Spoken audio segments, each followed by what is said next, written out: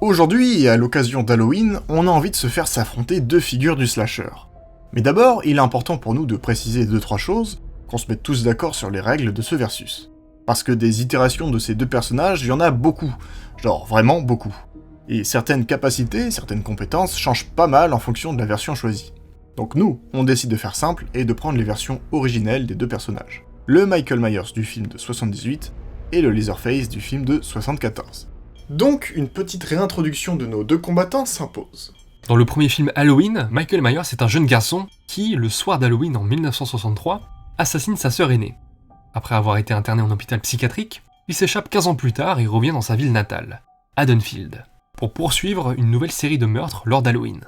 Il traque une adolescente, Laurie Strode, qui lutte pour sa survie. Finalement, c'est le docteur Loomis qui sauve Laurie en vidant un chargeur sur Michael Myers. Dans Massacre à la tronçonneuse, Leatherface fait partie d'une famille de meurtriers cannibales au Texas.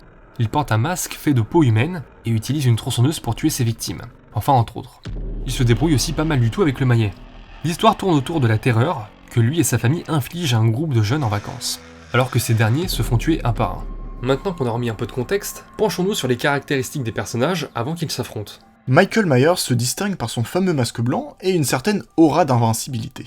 Avec une capacité à survivre à de graves blessures, il incarne la persévérance du mal. Son silence inquiétant et son caractère impersonnel créent une terreur durable, tandis que sa nature humaine ou surnaturelle reste mystérieuse, ajoutant une dimension ambiguë à son personnage. Il traque sa proie méthodiquement, sans précipitation, tout en favorisant la discrétion. Son arme de prédilection est le couteau, qui, combiné à une force surpuissante, lui permet d'infliger des coups mortels. Il parvient quand même à soulever un homme à bout de bras. Leatherface, quant à lui, opère dans un registre bien différent.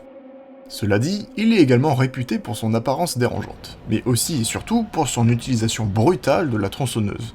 Son masque en peau humaine et ses origines familiales malsaines contribuent à son caractère psychotique. Bien qu'il ait une intelligence limitée, il compense par des instincts meurtriers et des pièges rudimentaires. Cela dit, il ne fait aucun doute que Leatherface soit humain, un humain avec une force exceptionnelle, capable de manier la tronçonneuse d'une seule main. À la différence de Michael Myers, Leatherface ne fait pas dans la ruse, il ne traque même pas réellement ses proies. C'est plutôt une force brute, qui agit comme une bête affolée, qui défend son territoire.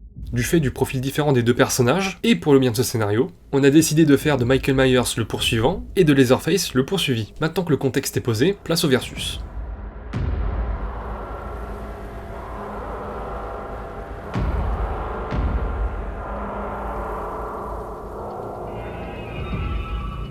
Michael Myers, tout juste échappé de son asile psychiatrique, erre dans les ombres. Sa silhouette se confondant dans l'obscurité. Sa détermination est imperturbable. Une nouvelle proie l'attend, une jeune fille qui a décidé de partir en vacances au Texas. Loin de tout. La jeune fille se balade dans le bayou.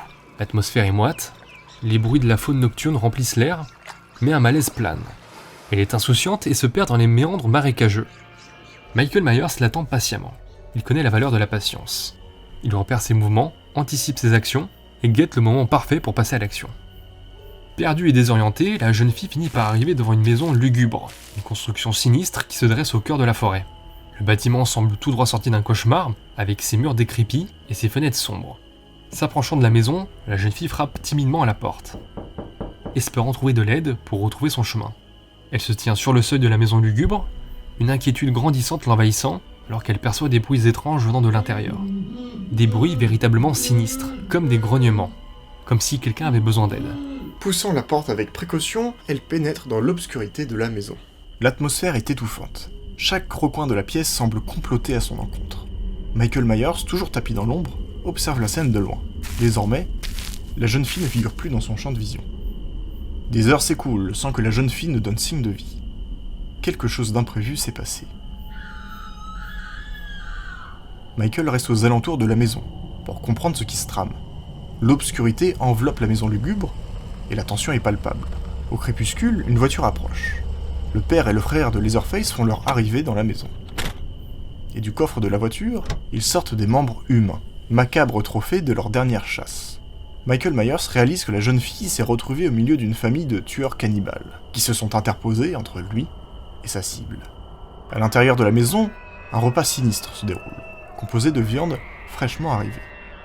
Les rires malsains résonnent, et il devient clair que le dîner est composé des restes de victimes récentes. Le frère de Leatherface propose alors de faire sortir le grand-père dehors pour sa promenade hebdomadaire, ignorant le regard incisif de Michael Myers qui scrute la scène depuis l'ombre.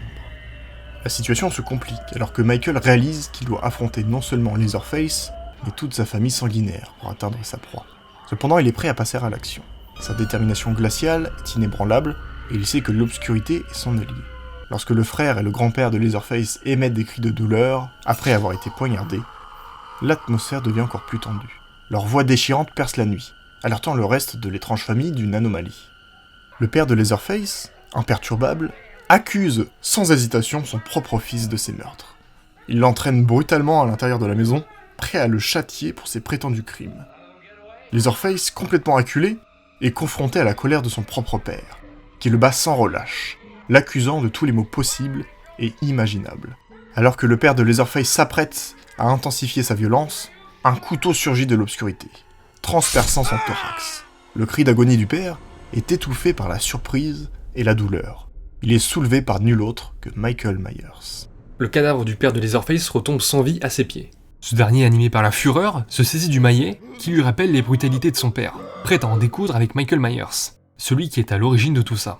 Cependant, Michael Myers, toujours aussi insaisissable, esquive habilement l'attaque maladroite de Leatherface et disparaît derrière une porte, comme s'il s'était volatilisé dans les ombres. Leatherface rugit de frustration, réalisant que son adversaire est loin d'être une proie facile. Déterminé à se venger, il se précipite dans l'arrière-cuisine, où repose sa vieille compagne, la tronçonneuse. Le bruit sinistre de la machine emplit l'air, annonçant alors un nouveau carnage. Pendant ce temps, Michael Myers explore les coins sombres de la maison lugubre, et fait une découverte macabre, dans le garde-manger de la famille. Il y retrouve sa proie, suspendue à un crochet. Au loin, il perçoit des bruits lourds de pas se rapprochant de sa position, des cris étouffés et le vrombissement d'une tronçonneuse. Il continue de se mouvoir dans l'obscurité, profitant de l'avantage que lui confère sa discrétion sur un être aussi balourd. Il se cache alors, prêt à surgir au moment le plus opportun. Dans l'obscurité oppressante de la sinistre demeure, Michael Myers surgit de manière inattendue au détour d'un couloir sombre, prenant Leatherface par surprise. Il porte un coup de couteau brutal, visant le torse de Leatherface. Cependant, tel un animal sauvage en furie, Leatherface repousse violemment Myers, le projetant au sol. Il s'empare rapidement de sa tronçonneuse menaçante, prête à faire rugir la machine meurtrière. La saisissant solidement de ses deux mains, Leatherface, avec sa force brute, enfonce la tronçonneuse dans l'abdomen de Michael Myers. Le voilà transpercé de part en part. Le tueur masqué s'effondre et gisse désormais inanimé au sol. Chose assez étonnante, son couteau reste lui fermement empoigné dans sa main droite, comme s'il est un prolongement naturel de son corps, une partie intégrante de ce dernier.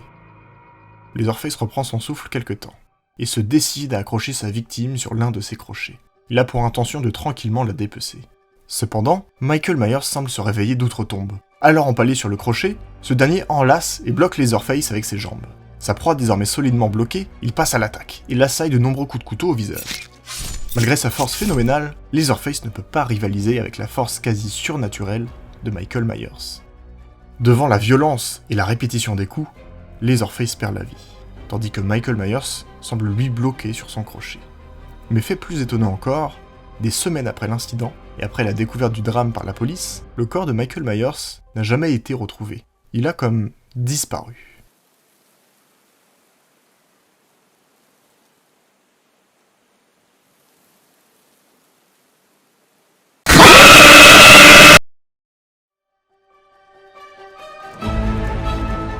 C'est la fin de cette vidéo, j'espère que ça vous aura plu. N'hésitez pas à liker, à partager, à commenter, à nous suivre sur les réseaux sociaux, Twitter, Instagram, TikTok, et on vous dit à la prochaine.